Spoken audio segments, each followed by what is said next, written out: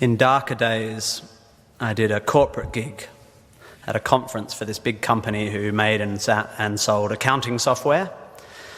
In a bid, I presume, to inspire their salespeople to greater heights, they'd forked out 12 grand for an inspirational speaker who was this extreme sports guy who had had a couple of his limbs frozen off when he got stuck on a ledge on some mountain. It was weird. Software salespeople, I think, need to hear from someone who has had a long, successful and happy career in software sales, not from an overly optimistic ex-mountaineer. Some poor guy who had arrived in the morning hoping to learn more about sales techniques ended up going home worried about the blood flow to his extremities. It's not inspirational, it's confusing. And if the mountain was meant to be a symbol of life's challenges and the loss of limbs a metaphor for sacrifice, the software guy's not going to get it, is he? Because he didn't do an arts degree, did he? He should have. Arts degrees are awesome and they help you find meaning where there is none. And let me assure you, there is none. Don't go looking for it. Searching for meaning is like searching for a rhyme scheme in a cookbook. You won't find it and it'll bugger up your souffle. If you didn't like that metaphor, you won't like the rest of it. Point being, I'm not an inspirational speaker. I've never lost a limb on a mountainside, metaphorically or otherwise, and I'm certainly not here to give career advice because, well, I've never really had what most would consider a job. However, I have had large groups of people listening to what I say for quite a few years now, and it's given me an inflated sense of self-importance. So I will now, at the ripe old age of 37.9, bestow upon you 9 life lessons. To echo, of course, the 9 lessons of carols of the traditional Christmas service, which is also pretty obscure. You might find some of this stuff inspiring, you'll definitely find some of it boring, and you'll definitely forget all of it within a week. And be warned, there will be lots of hokey similes and obscure aphorisms which start well but end up making no sense. So listen up or you'll get lost, like a blind man clapping in a pharmacy trying to echolocate the contact lens fluid.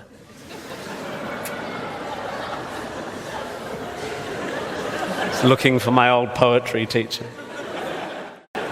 Here we go. Ready? 1, you don't have to have a dream.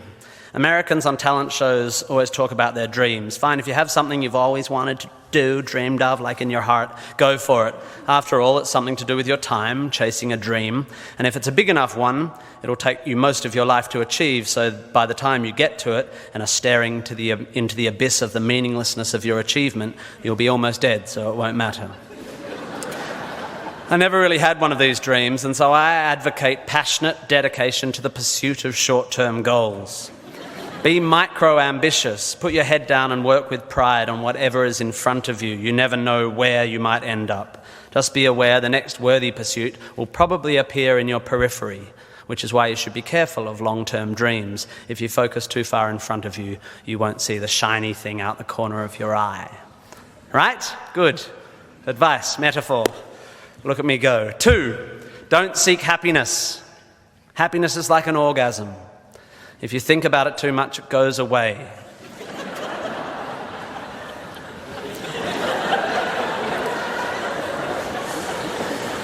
Keep busy and aim to make someone else happy, and you might find you get some as a side effect. We didn't evolve to be constantly content. Contented Homo erectus got eaten before passing on their genes. 3, remember, it's all luck. You are lucky to be here. You are incalculably lucky to be born and incredibly lucky to be brought up by a nice family that helped you get educated and encouraged you to go to uni.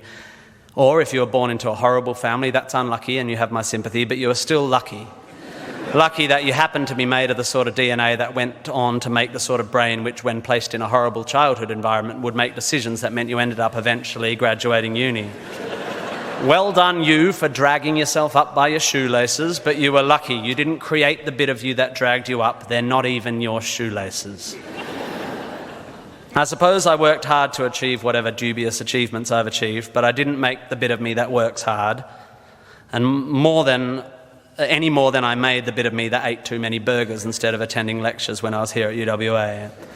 Understanding that you can't truly take credit for your successes, nor truly blame others for their failures, will humble you and make you more compassionate. Empathy is intuitive, but is also something you can work on intellectually. 4, exercise. I'm sorry, you pasty, pale, smoking philosophy grads, arching your eyebrows into a Cartesian curve as you watch the human movement mob winding their way through the miniature traffic cones of their existence. You are wrong and they are right. Well, you're half right. You think, therefore you are, but also you jog, therefore you sleep, therefore you're not overwhelmed by existential angst. You can't be can't, and you don't want to be. Play a sport, do yoga, pump iron, run, whatever, but take care of your body.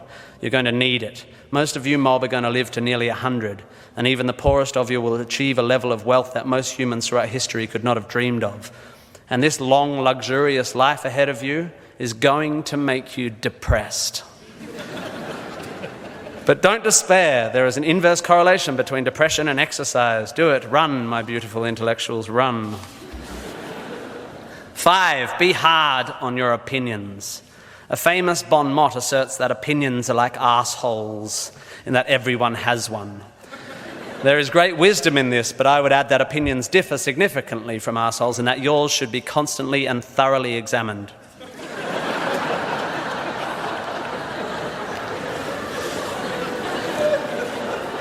I used to do exams in here. It's revenge.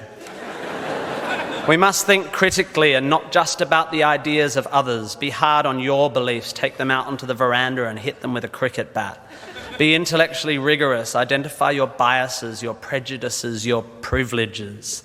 Most of society's arguments are kept alive by a failure to acknowledge nuance. We tend to generate false dichotomies and then try to argue one point using 2 entirely different sets of assumptions, like 2 tennis players trying to win a match by hitting beautifully executed shots from either end of separate tennis courts.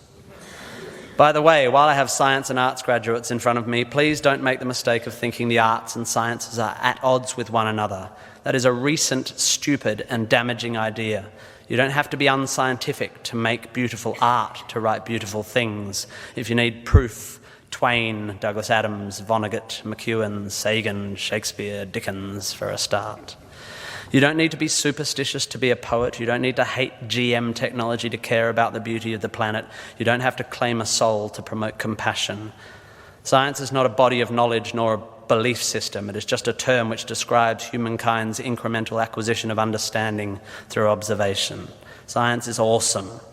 The arts and sciences need to work together to improve how knowledge is communicated. The idea that many Australians, including our new PM and my distant cousin Nick Minchin, believe that the science of anthropogenic global warming is controversial is a powerful indicator of the extent of our failure to communicate. The fact that 30% of the people in this room just bristled is further evidence still. The fact that that bristling is more to do with politics than science is even more despairing. 6, be a teacher. Please, please, please be a teacher. Teachers are the most admirable and important people in the world. You don't have to do it forever, but if you're in doubt about what to do, be an amazing teacher. Just for your 20s, be a teacher. Be a primary school teacher, especially if you're a bloke. We need male primary school teachers. Even if you're not a teacher, be a teacher. Share your ideas. Don't take for granted your education. Rejoice in what you learn and spray it. 7, define yourself by what you love. I found myself doing this thing a bit recently where if someone asks me what sort of music I like, I say, well, I don't listen to the radio because pop song lyrics annoy me. Or if someone asks me what food I like, I say, I think truffle oil is overused and slightly obnoxious. And I see it all the time online, people whose idea of being part of a subculture is to hate Coldplay or football or feminists or the Liberal Party. We have a tendency to define ourselves in opposition to stuff. As a comedian, I make my living out of it. But try to also express your passion for things you love. Be demonstrative and generous in your praise of those you admire. Send thank you cards and give standing ovations. Be pro stuff, not just anti stuff. 8, respect people with less power than you. I have in the past made important decisions about people I work with, agents and producers, big decisions based largely on how they treat the wait staff in the restaurants we're having the meeting in. I don't care if you're the most powerful cat in the room. I will judge you on how you treat the least powerful. So there. 9, finally, don't rush. You don't need to already know what you're going to do with the rest of your life. I'm not saying sit around smoking cones all day, but also don't panic. Most people I know who were sure of their career path at 20 are having midlife crises now. I said at the beginning of this ramble, which is already 3.5 minutes long, that life is meaningless. It was not a flippant assertion. I think it's absurd, the idea of seeking meaning in the set of circumstances that happens to exist after 13.8 billion years worth of unguided events. Leave it to humans to think the universe has a purpose for them. However, I am no nihilist. I'm not even a cynic. I am actually rather romantic. And here's my idea of romance. You will soon be dead. Life will sometimes seem long and tough, and God, it's tiring. And you will sometimes be happy and sometimes sad, and then you'll be old, and then you'll be dead. There is only one sensible thing to do with this empty existence, and that is fill it. Not fill it, fill it. And in my opinion, until I change it, life is best filled by learning as much as you can about as much as you can, taking pride in whatever you're doing, having compassion, sharing ideas, running, being enthusiastic. And then there's love and travel and wine and sex and art and kids and giving and mountain climbing, but you know all that stuff already. It's an incredibly exciting thing, this one meaningless life of yours. Good luck, and thank you for indulging me. Chancellor. Tim Minchin is an Australian musician, composer, songwriter, actor, comedian, and writer. This understated description from Tim's self-penned profile sits in modest contrast to the comments of Tim Arthur, editor of Time Out, who wrote, "Tim Minchin is a genius, pure and simple. He is to musical comedy what Charles Darwin was to evolution, and what Einstein was to physics and moustaches. You'd be hard-pushed to find a more sublimely talented comedian, handsome, hysterical, and divinely musically gifted." Originally from Perth in WA, Tim, his wife Sarah, and their 2 children now live in London. He's part of a large and close-knit family and has always enjoyed their full support. Tim is an alumnus of Christchurch Grammar School and the University of Western Australia. He graduated from UWA in 1996 with a Bachelor of Arts in English and Theatre. In 1997, he was accepted into the West Australian Academy of Performing Arts, graduating with an advanced diploma of contemporary music in 1998. Tim tells us that his career as a composer had its origins at Midnight Youth Theatre Company, where he wrote scores for several shows in his late teens. He also worked with WA Youth Theatre Company and wrote music and acted with the University Dramatic Society. He has been performing his unique brand of musical comedy in front of ever-growing audiences since starting out in South Melbourne's Butterfly Club in 2005. He won the Directors' Award at the Melbourne International Comedy Festival for his breakout show Dark Side, and followed this later the same year with one of the most successful debut acts ever at the Edinburgh Fringe, winning the Perrier Award for Best Newcomer. Several awards have followed over the years, most recently the Best Supporting Actor in the 2013 What's on Stage Awards for his role in Jesus Christ Superstar. Rock and Roll Nerd, a documentary about Tim's life as he rose from obscurity to celebrity between 2005 and 2006, premiered at the Melbourne International Film Festival in July 2008 and was released on DVD in 2009. It was shown at the Australian Film Festival at the Barbican, London, in the same year. In 2010, Tim and Dennis Kelly were commissioned by the Royal Shakespeare Company to write Matilda the Musical, based on Roald Dahl's famous children's story. The show continues to run in London and New York and has won critical acclaim and a record 7 Olivier Awards. Tim has recently starred as drug-addled nudist Atticus Fetch in Season 6 of Californication, as a furious Judas in the arena tour of Lloyd Webber's Jesus Christ Superstar, and as a befuddled Rosencrantz in the Sydney Theatre Company's production of Tom Stoppard's Rosencrantz and Guildenstern Are Dead. He is currently writing a new stage musical and will soon start work on a musical feature film for DreamWorks Animation. Arguably, Tim is the best-known Australian live comedian in the world, having performed as a soloist at the Royal Albert Hall and at New York Town Hall. In Australia, he's performed sell-out shows at the Sydney Opera House, the Brisbane Powerhouse and His Majesty's Theatre Perth, and has performed at the Adelaide Fringe, the Adelaide Cabaret Festival, the Melbourne International Comedy Festival and the Big Laugh Festival in Sydney. Tim has released 4 live comedy albums, 5 DVDs, and his television and radio credits in the UK and Australia and the United States are numerous. His celebrated 9-minute beat poem, Storm, has been animated and premiered in London in October 2010.